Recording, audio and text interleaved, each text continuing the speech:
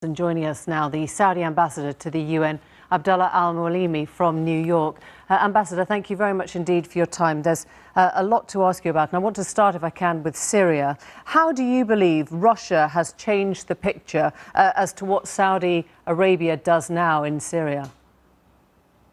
Thank you very much. I have to set the record straight on a couple of points first, if I may. You said in the introduction that the British government gives Saudi Arabia $4 billion worth of weapons.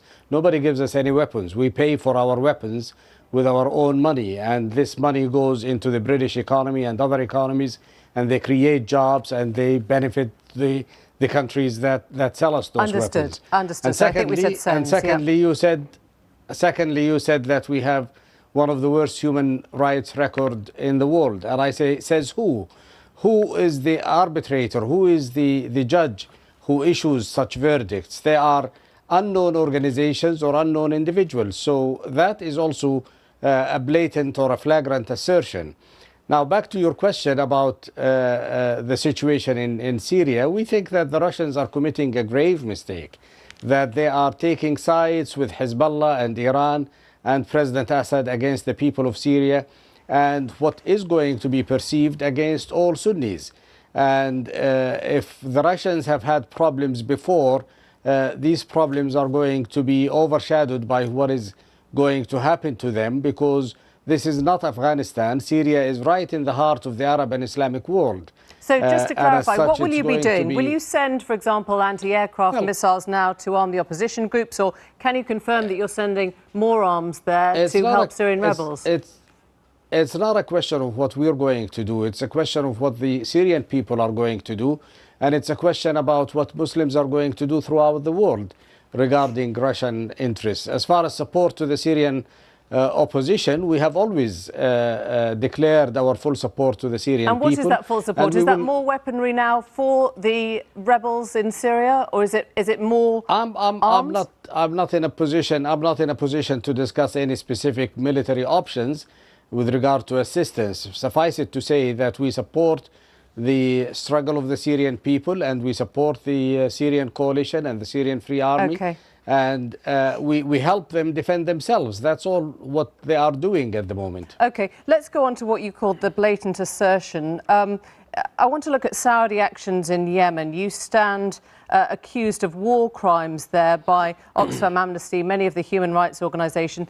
Presumably, you would like to clear your country's name of those accusations. That's another flagrant accusation. The gentleman who said that most of the civilian casualties have been caused by the bombing is absolutely wrong. Most of the civilian casualties in Yemen have been caused by the arbitrary artillery fire that has been launched by the Houthis against civilian quarters. So the best way, aerial of course, bombardment.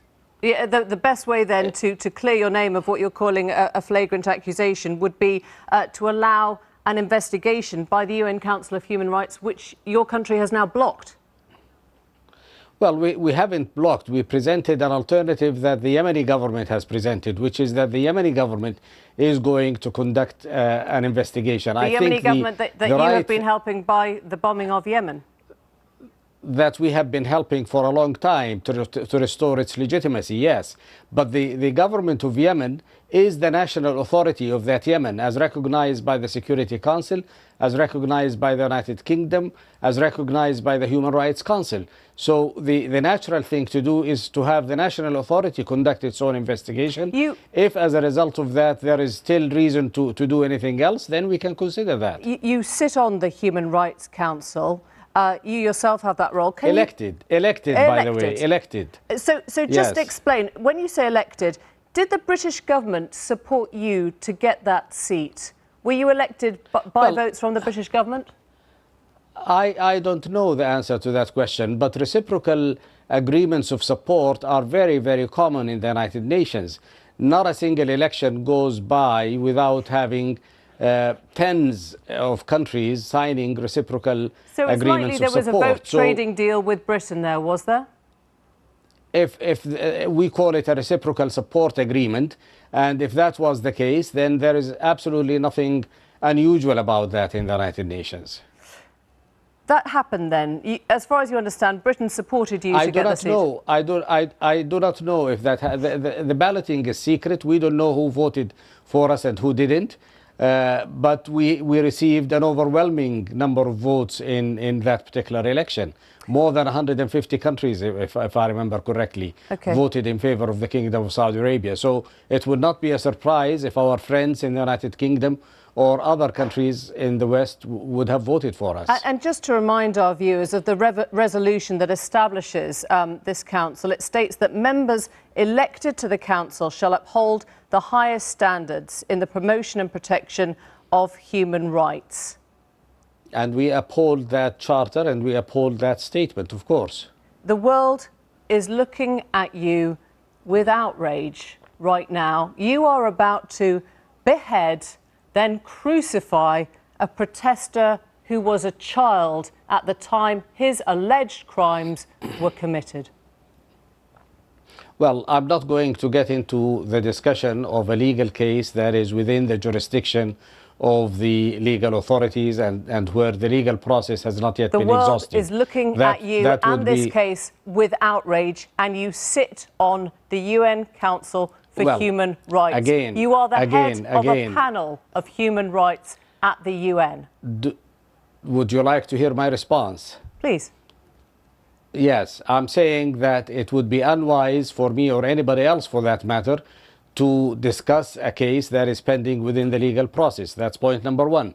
Point number two, we respectfully request the world to respect our systems and our judicial processes and our laws and regulations, and not to interfere in the internal affairs of a sovereign state. The highest standards in the promotion and protection of human rights. We stand ready. The promotion and to be subject to the highest standards. Rights. Okay. So when the world looks, for example, the application of Sharia law as far as human rights is concerned is the highest standard of human rights. Badawi, you'll know well the case of a blogger sentenced to 1,000 lashes, or perhaps Walid al-Kahir, a human rights lawyer, detained for 15 years. You have sworn to uphold the highest standards in the promotion and protection of human rights. You see no contradiction with the way your country operates and the fact that you head up a UN panel on human rights. Again, you're drawing me into the discussion of individual cases and individual verdicts. I do not intend to do so. But I can tell you that we have a judicial system that is comprehensive, that is fair, that is transparent, and that we are prepared to have subjected to scrutiny and review. And we do share our experiences in the legal system with other countries. What do you think should happen? We believe that your judicial system, that we are holding ourselves to the highest standards. If that doesn't please someone here or there, that's their problem, not ours. You heard of the employee who chopped off his Indian maid's arm after she tried to report him for abuse. You talk about your judicial system. Would you condemn the actions of that Saudi man? If that is what happened, then of course we condemn it, and that person is going to be subjected to the full force of the law. I have read about the story in the newspapers. I do not have any additional information as to the accuracy of it or lack thereof. But if that is what has happened, then the person accused is going to be prosecuted and the full force of the law will be applied to him. Ambassador, thank you very much indeed. Thanks for your time on Newsnight. Thank you.